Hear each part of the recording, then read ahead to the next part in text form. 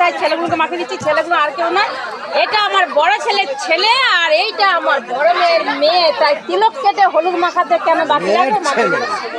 বড় মেয়ের ছেলে। আর সাইডে দেখুন বন্ধুরা,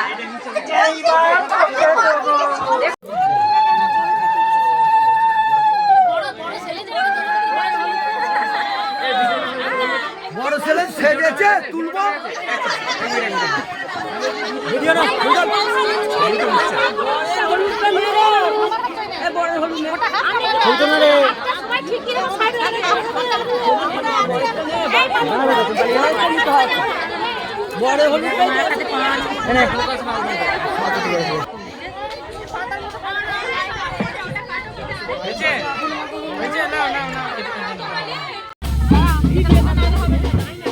কেউ না নাচলো, একা পারছে না।